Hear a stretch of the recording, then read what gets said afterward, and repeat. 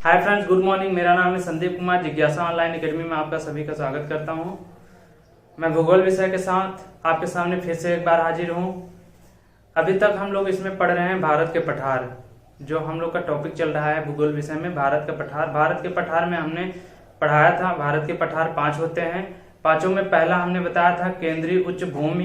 केंद्रीय उच्च भूमि में फिर 5 होते हैं, 5 पर्वत बताए थे हमने। उसमें अरावली पर्वत मैंने बता दिया था पिछली वीडियो में। आज की जो वीडियो है मालवा पर्वत पढ़ते हैं। ठीक है, आज की जो वीडियो है वो मालवा पठार या मालवा पर्वत। यहाँ पे मालवा पठार चाहे मालवा पर्वत इसको लिख सकते हैं। ठीक है, अब इसको समझते हैं। इसमें क्या है मालवा पठार भारत के 2 राज्यों में है। भारत के 2 राज्यों में है राजस्थान प्लस मध्य प्रदेश। ठीक है, तो क्या हो गया, मालवा पठार का विस्तार भारत के 2 राज्यों में मिलता है, राजस्थान और मध्य प्रदेश। ठीक है, मालवा पठार का जो निर्माण हुआ है किससे हुआ है, बेसाल्ट चट्टान से। मालवा पठार का निर्माण बेसाल्ट चट्टान से हुआ है। मालवा पठार का निर्माण किससे हुआ है, बेसाल्ट चट्टान से। बेसाल्ट चट्टान के भौतिक एवं रासायनिक परिवर्तन से, भौतिक प्लस रासायनिक,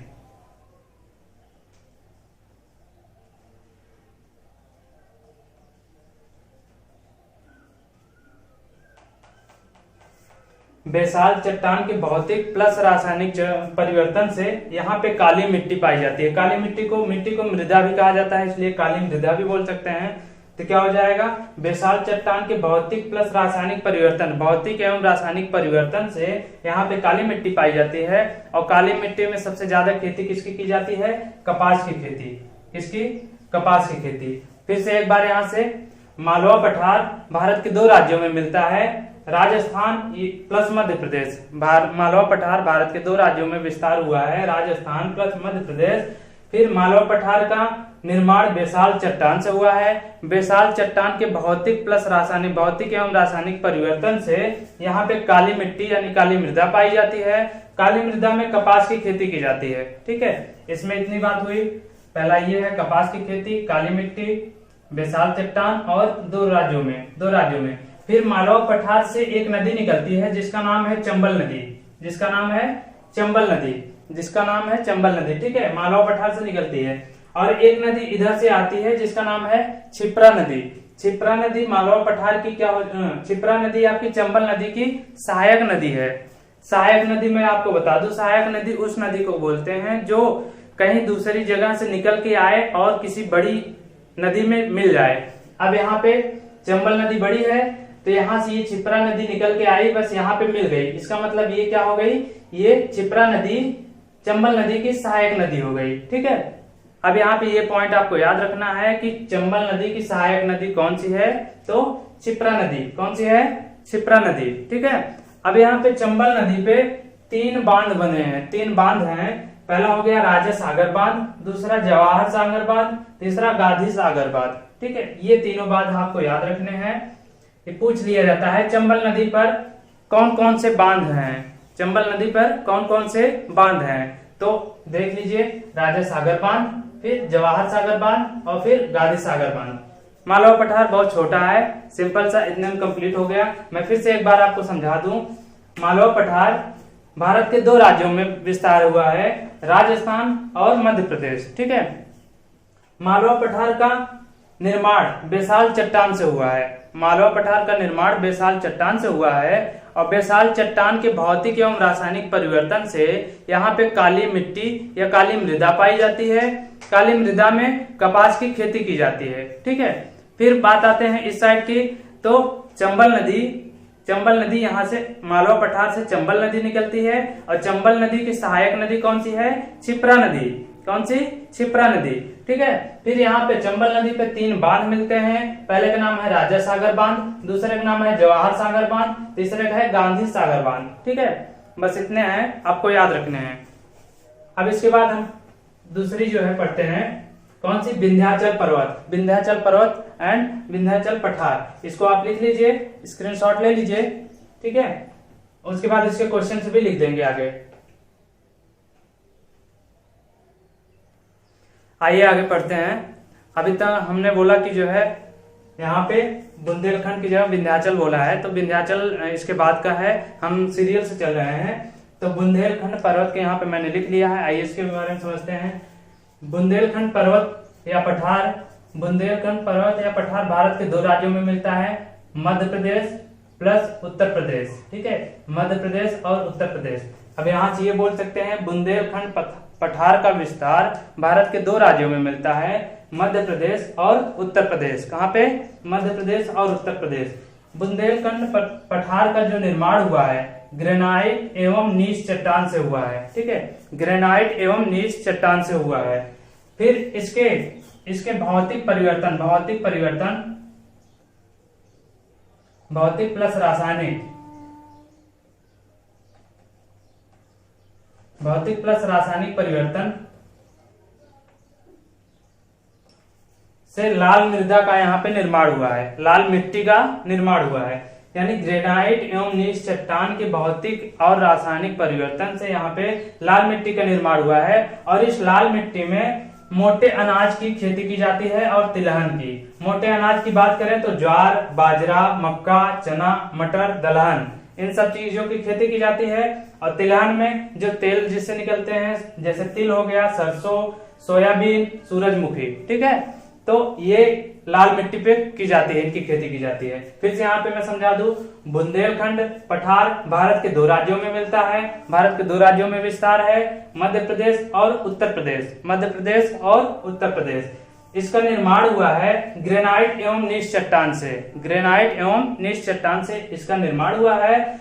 ग्रेनाइट एवं नीच चट्टान के भौतिक और रासायनिक परिवर्तन से यहाँ पे लाल मिट्टी का निर्माण हुआ है। लाल मिट्टी में मोटे अनाज की खेती और तिलहन की खेती की जाती है। मोटे अनाज में ज्वार, बाजरा, मक्का, चना, मटर, दलहन etc ये सब आते हैं। और तिलहन में तिल, सरसों, सोयाबीन, सूरजमुखी। ठीक है, ये चीजें हो गई यहाँ तक। अब यहाँ से दो महत्वपूर्ण नदियां निकलती हैं, 2 महत्वपूर्ण नदियां निकलती हैं। एक का नाम है बेतवा नदी, दूसरा का है केन नदी। ठीक है, बेतवा नदी और केन नदी। बेतवा नदी पे एक बांध है जिसका नाम है माता टीला बांध। क्या नाम है? माता टीला बांध। ठीक है, कहाँ पे है? बेतवा नदी पे है। क्वेश्चन से बनते हैं माता टीला बांध किस नदी पर है? तो आप जान गए बेतवा नदी पे है माता टीला बांध। और माता टीला बांध कहाँ पे है? उत्तर प्रदेश के झांसी जिले में है। ठीक है, उत्तर प्रदेश के झांसी जिले में क्या है? माता टीला बांध है। ये ध्यान रखिएगा। इसको मैं फिर से एक बार बता देता हूँ। बुंदेलखंड पर्वत का जो विस्तार है वो भारत के 2 राज्यों में मिलता है, मध्य प्रदेश और उत्तर प्रदेश।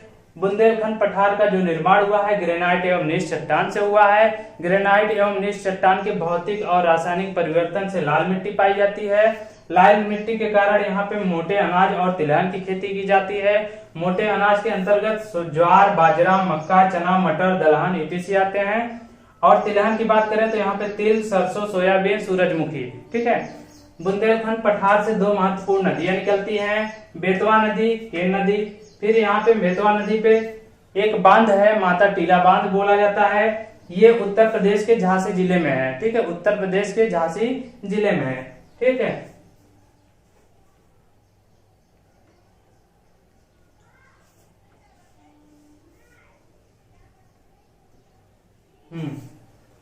यहाँ पे मैंने स्टार भी कर दिया है। अब इसको हम इरेज करके, इसको आप लिख लीजिए, स्क्रीनशॉट ले लीजिए।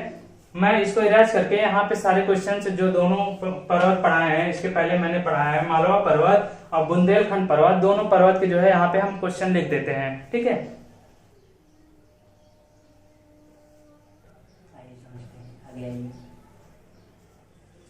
मालवा पठार और बुंदेलखंड पठार दोनों के इंपॉर्टेंट क्वेश्चन जो हैं, जिस तरीके से मैंने वहां पे बताया था वैसे यहाँ पे मैंने लिख दिया है। ठीक है, इसको मैं फिर से यहाँ पे बता देता हूँ। सभी को स्टार करके लिख दिया है। आप आसानी से ऐसे ही लिख दीजिएगा, बहुत अच्छा रहेगा। ठीक है, चित्र को बना लीजिएगा, जो फिगर मैंने बनाया था उसको बना लीजिएगा। फिगर के बाद ये चीजें ऐसे लिख दीजिएगा पॉइंटेड करके, बहुत आसान रहेगा, बहुत अच्छा रहेगा याद करने में। ठीक, यहाँ पे मैं फिर समझा देता हूँ। मालवा पठार राजस्थान के 2 राज्यों में विस्तार हुआ है। मालवा पठार का विस्तार भारत के 2 राज्यों में मिलता है, राजस्थान और मध्य प्रदेश। ठीक है, फिर इसका जो निर्माण हुआ है बेसाल्ट चट्टान से हुआ है, बेसाल्ट चट्टान से हुआ है। ठीक है, बेसाल्ट चट्टान के भौतिक एवं रासायनिक परिवर्तन से काली मिट्टी हुई है, और काली मिट्टी का निर्माण में यहाँ पे काली मिट्टी का निर्माण हुआ है तो यहाँ पे जो है कपास की खेती की जाती है। ठीक है, काली मिट्टी में कपास की खेती की जाती है। अब फिर यहाँ मालवा पठार से चंबल नदी निकला हुआ है। मालवा पठार से एक नदी निकलती है जिसका नाम है चंबल नदी, और चंबल नदी की सहायक नदी है क्षिप्रा नदी। ठीक है, चंबल नदी की सहायक नदी है क्षिप्रा नदी। चंबल नदी पर 3 बांध बने हुए हैं, राजा सागर बांध, जवाहर सागर बांध, गांधी सागर बांध। ये हो गई मालवा पठार। आसानी से ऐसे सिंपल से स्टार करके लिख लीजिएगा, बहुत आसान रहेगा याद करने में। फिर आते हैं बुंदेलखंड पठार में। इसका विस्तार मध्य प्रदेश और उत्तर प्रदेश में हुआ है। भारत के 2 राज्यों में हुआ है, मध्य प्रदेश और उत्तर प्रदेश में। फिर इसका जो निर्माण हुआ है बुंदेलखंड पठार का निर्माण ग्रेनाइट और नीच चट्टान से हुआ है। ग्रेनाइट और नीच चट्टान से इसका निर्माण हुआ है। ग्रेनाइट और नीच चट्टान के भौतिक एवं रासायनिक परिवर्तन से यहाँ पे लाल मिट्टी हुई है। लाल मिट्टी में मोटे अनाज और तिलहन का जो है खेती की जाती है। मोटे अनाज के अंतर्गत मैंने यहाँ लिख दिए हैं ज्वार, बाजरा, मक्का, चना, मटर, दलहन। ठीक है, ये सब आ जाते हैं। और तिलहन की बात करें तो तिल, सरसों, सूरजमुखी, सोयाबीन, ये सब आ जाते हैं। ठीक है, ऐसे पॉइंटेड करके लिख लीजिएगा। फिर यहाँ से बुंदेलखंड पठार से 2 नदी निकलती है, एक का नाम है बेतवा नदी, दूसरा का नाम है केन नदी। बेतवा नदी पे एक बांध बना हुआ है जिसका नाम है माटा टीला बांध। ठीक, ये है उत्तर प्रदेश के झांसी जिले में है। ठीक है, उम्मीद है आप लोगों को बहुत अच्छा लगा होगा, समझ में आ गया होगा। तो आप लोग जो है इसको स्क्रीनशॉट ले लीजिए और लिख लीजिए, या तो स्क्रीनशॉट ले लीजिए बाद में लिख लीजिएगा, या तो नोट्स बना रहे हैं अभी स्टॉप करके लिख लीजिए। ठीक है, अब अगले वीडियो में हम लोग पढ़ेंगे विंध्याचल पर्वत, फिर एक और 2 पर्वत और बाकी हैं। ठीक है, उन सबको पढ़ लेंगे। फिर मिलते हैं नेक्स्ट वीडियो में। जय हिंद।